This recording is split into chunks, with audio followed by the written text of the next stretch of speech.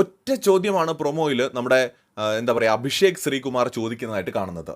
ഉളുപ്പുണ്ടോ ജാസ്മിനെ? സംഗതി രണ്ട് വാക്കുകളാണ്, ഉളുപ്പുണ്ടോ ജാസ്മിനെ. വെറും രണ്ട് വാക്കുകളാണ് നമ്മൾ പ്രൊമോയിൽ കാണുന്നത്. പക്ഷേ ഈ രണ്ട് വാക്കുകൾക്ക് ഒരു 10 കിൻഡലിൻ്റെ ഭാരമുണ്ടെന്ന് ഞാൻ വിചാരിക്കുന്നു. അത് ജാസ്മിൻ്റെ ഹൃദയത്തിലേക്കാണ് എടുത്തിട്ട് കൊടുത്തിരിക്കുന്നത്. ഒരു ഒന്നൊന്നര ചോദ്യമാണ്. ഒരുപക്ഷെ ഓരോ ഓഡിയൻസും അല്ലെങ്കിൽ മലയാളി പ്രേക്ഷകനും ചോദിക്കാൻ ആഗ്രഹിച്ച ഒരു ചോദ്യമാണ്. എന്തുകൊണ്ടെന്നല്ലേ പലർക്കും സംശയം ഉണ്ടാവും. എനിക്ക് ഗെയിമർ എന്ന നിലയിൽ ജാസ്മിൻ നല്ലൊരു ഗെയിമറായിട്ടാണ് തോന്നിയിട്ടുള്ളത്. ഞാനതിൻ്റെ എല്ലാ വീഡിയോകളിലും പറഞ്ഞിട്ടുണ്ട്. ജാസ്മിൻ കട്ട നെഗറ്റീവായി നിൽക്കുമ്പോഴും ഇപ്പോഴും അങ്ങനെയൊക്കെ തന്നെയാണ് നിന്നപ്പോഴും എനിക്കത് പറയാൻ ഒരു മടിയുണ്ടായില്ല. നമ്മൾ ബിഗ് ബോസ് എന്ന് പറയുന്ന ഗെയിം കാണുമ്പോൾ അതിനകത്ത് ഒരു സ്ട്രോങ് പ്ലെയറാണ് ജാസ്മിൻ. പക്ഷേ ജാസ്മിൻ്റെ ഗബ്രിയുമായിട്ടുള്ള കോംബോ അവ്യക്തമാണ്.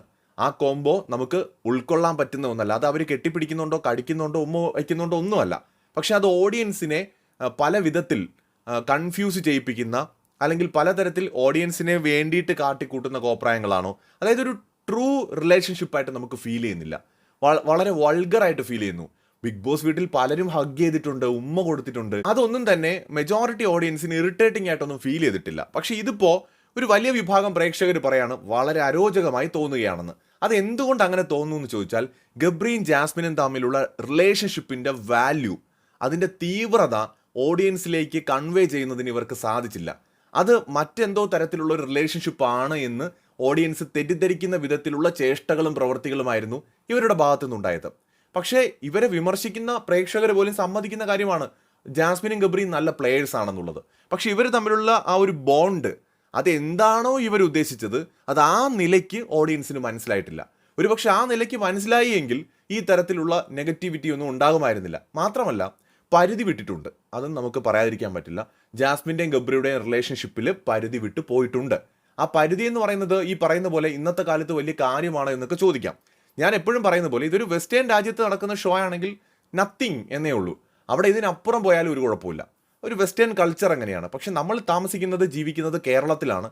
കേരളത്തിന് കേരളത്തിൻ്റെതായ ഒരു പൊതു സാമൂഹികമായ അവസ്ഥയുണ്ട്. നമ്മൾ പുരോഗമനമൊക്കെ പറയുന്നുണ്ടെങ്കിലും മാറ്റം വേണമെന്ന് ആവശ്യപ്പെടുന്നുണ്ടെങ്കിലും അത് പൊതുവേ നമ്മുടെ സമൂഹത്തിൽ അത്ര എളുപ്പമല്ല. അപ്പോൾ ഒരു പൊതു വികാരമാണത്. പൊതുവേ അത് അത്ര കംഫർട്ടബിൾ ആയിട്ട് ഫാമിലി ഓഡിയൻസിന് തോന്നുന്നില്ല.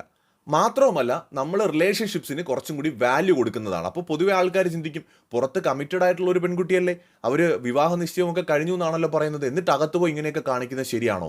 അതുപോലെ ഗബ്രിയും അങ്ങനെയാണ്. പുറത്ത് കമ്മിറ്റഡ് ആയിട്ടുള്ള ഒരു പയ്യനല്ലേ, അവന് വേറെ ഗേൾ ഫ്രണ്ട് എന്നൊക്കെ പറഞ്ഞിട്ട് ഒരു ഗെയിമിന് വേണ്ടിയിട്ട് ഇങ്ങനെയൊക്കെ പോയി ചെയ്യുന്നത് ശരിയാണോ എന്ന് സാധാരണക്കാരായ പ്രേക്ഷകർ ചിന്തിച്ചാൽ അവരെ നമുക്ക് കുറ്റം പറയാൻ പറ്റില്ല. നമ്മളിപ്പോൾ വെസ്റ്റേൺ രാജ്യത്ത് പോയി താമസിച്ച് അവിടുത്തെ കൾച്ചറിനോട് ഇഴുകിച്ചേർന്നവരൊന്നുമല്ല. ഇപ്പോൾ ഒരുപക്ഷെ US-ലും അല്ലെങ്കിൽ UK-ലും ഒക്കെ പോയി താമസിച്ചിട്ട് ഇന്ത്യയിൽ വന്ന് ജീവിക്കുന്നവരോ അല്ലെങ്കിൽ അവിടെ പോയി ജീവിക്കുന്ന മലയാളികൾക്കോ ഇത് വലിയ കാര്യമായിട്ട് തോന്നില്ല. അല്ലെങ്കിൽ കുറെ കൂടി പുരോഗമനപരമായി ചിന്തിക്കുന്ന യങ്സ്റ്റേഴ്സിനും ചിലപ്പോൾ ഇത് വലിയ പ്രശ്നമായിട്ടൊന്നും തോന്നില്ല. പക്ഷേ ഒരു ടിപ്പിക്കൽ ഒരു തനത് മലയാളിക്ക് ഈ കേരളത്തിലും അല്ലെങ്കിൽ ഇന്ത്യക്കകത്ത് മാത്രം യാത്ര ചെയ്തിട്ടുള്ള ജീവിക്കുന്ന വളരെ കുടുംബ ബന്ധങ്ങൾക്ക് വാല്യൂ കൽപ്പിക്കുന്ന ഒരു മലയാളികൾക്ക് അല്ലെങ്കിൽ അത്തരം ആളുകൾക്ക് ഇത് ചിലപ്പോൾ ഉൾക്കൊള്ളാൻ പറ്റില്ല. അവർ തന്നെയാണ് ഇതിനെ വിമർശിക്കുന്നത്. അവർ കൂടി ചേരുന്നതാണ് കേരളം. അവരാണ് ഇവിടെ മെജോറിറ്റി. സ്വാഭാവികമായി ഇത്തരം പ്രവൃത്തികളെ അവർ വിമർശിക്കും. ഇപ്പോൾ ഇടയ്ക്ക് ചിലർ പറയുന്നത് ഞാൻ കണ്ടു, കുറഞ്ഞ പക്ഷേ ഇവർ തമ്മിൽ പ്രണയമാണ് എന്നെങ്കിലും അവർ കൺവേ ചെയ്തിട്ട് ഇതൊക്കെ ചെയ്താലും ഓക്കെ അവർ തമ്മിൽ വിവാഹം കഴിക്കാൻ പോകണം അല്ലെങ്കിൽ പ്രണയിക്കുമല്ലേ, സ്വാഭാവികം എന്ന് കണ്ട ആൾക്കാർ തള്ളിക്കളഞ്ഞനെ. ഇത് പ്രണയവുമല്ല, ഫ്രണ്ട്ഷിപ്പുമല്ല.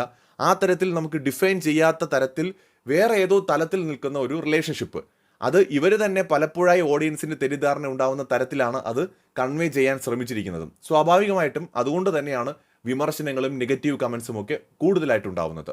സോ അതുകൊണ്ട് ഇപ്പോൾ വൈൽഡ് കാർഡായിട്ട് കയറിയിരിക്കുന്ന ആർക്കും ഈസി ആയിട്ട് അടിക്കാൻ പറ്റുന്ന രണ്ടുപേരാണ് ജാസ്മിനും ഗബ്രിയും. കാരണം പുറത്ത് കയ്യടി കിട്ടും. കാരണം ഓഡിയൻസ് ആഗ്രഹിക്കുന്നതും അത് തന്നെയാണ്. അപ്പോൾ അതുകൊണ്ട് തന്നെ നമ്മുടെ ഈ ഒരു അഭിഷേക് ശ്രീകുമാറിൻ്റെ ഈ ഫസ്റ്റ് ഹിറ്റ് അത് ഡയറക്റ്റ് ഹിറ്റാണ്. അതിന് നല്ല വെയിറ്റ് ഉണ്ട്. കാരണം ഇത്രയും ഓഡിയൻസ് പറയണമെന്ന് ആഗ്രഹിച്ച കാര്യമാണ്. സോ ഫസ്റ്റ് ഡേയിൽ അടിക്കാവുന്ന ഏറ്റവും നല്ല അടി, ഒരു സംശയമില്ല. പക്ഷേ ഇതിൽ മാത്രം ഒതുങ്ങിപ്പോയാൽ പോകെ പോകെ ഗെയിമിനെ അത് അഫക്റ്റ് ചെയ്യും. എന്തായാലും ആദ്യ ദിവസം ഈ അഭിഷേക് ശ്രീകുമാറിൻ്റെ ആ ഒരു ഹിറ്റ് ഗംഭീരമായി എന്ന് തന്നെ പറയാം. ഉളുപ്പുണ്ടോ ജാസ്മിനെ, അത്രയും ഞാൻ പ്രൊമോയിൽ കണ്ടിട്ടുള്ളൂ. അത് ധാരാളമാണ്. ജാസ്മിനും ഗബ്രിക്കും ഒന്നിച്ച് കിട്ടാൻ മാത്രം ധാരാളമാണ്. ആ ഒരൊറ്റ ചോദ്യം മതി അവരുടെ പ്രവൃത്തികൾ പലതും എങ്ങനെയാണ് പുറത്തു പോയിരിക്കുന്നത് എന്ന് സാമാന്യ ബുദ്ധി കൊണ്ട് ചിന്തിച്ചാൽ അവർക്ക് മനസ്സിലാവാനായിട്ട്.